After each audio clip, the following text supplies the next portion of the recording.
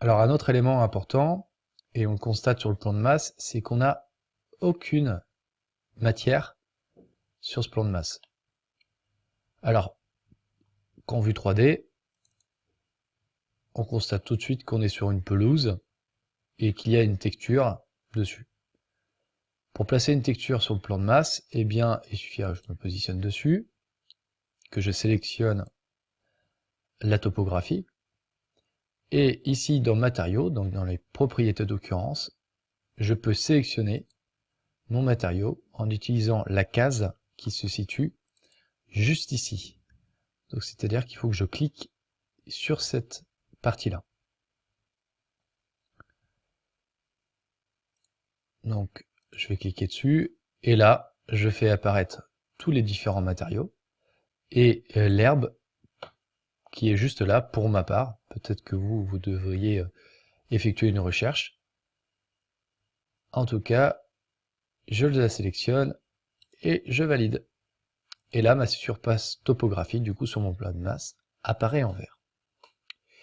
Ça, c'est la première notion sur la texture du plan de masse.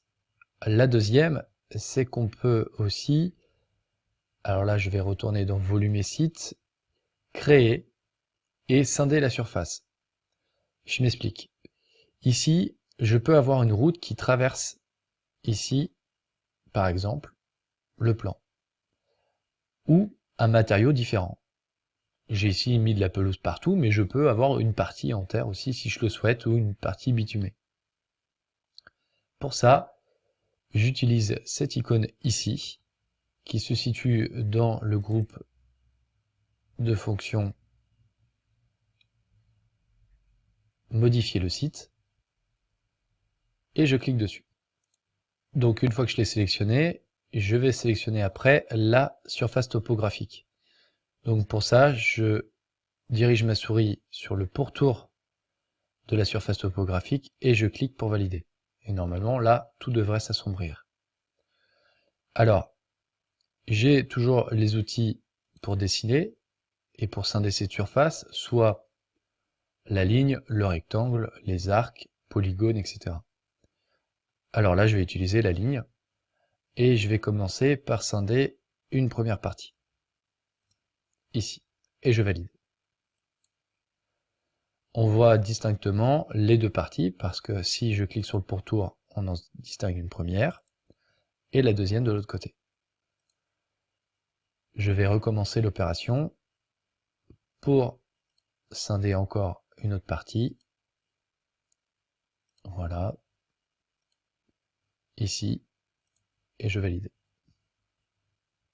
Alors là, il m'énonce une erreur, car il n'est pas possible de diviser l'espace.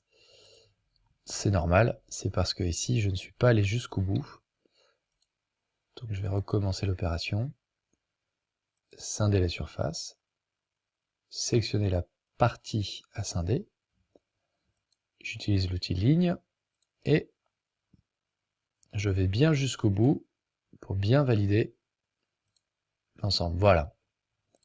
Et là, on voit bien distinctement trois parties. Une première ici, une deuxième et la troisième comportant le terrain par exemple de la maison. Et pour modifier la texture ici, j'ai juste à cliquer sur une des parties que je veux changer. On voit ici que dans les propriétés d'occurrence et les matériaux, c'est de l'herbe.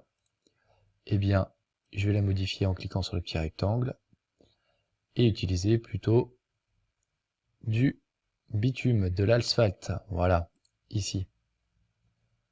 Et je valide. Et on voit bien la route se dessiner à côté de la maison. Même chose, normalement, dans la vue 3D, ce qui est le cas. Voilà pour la surface topographique, ses matériaux et la possibilité de créer des espaces à l'intérieur de ce terrain.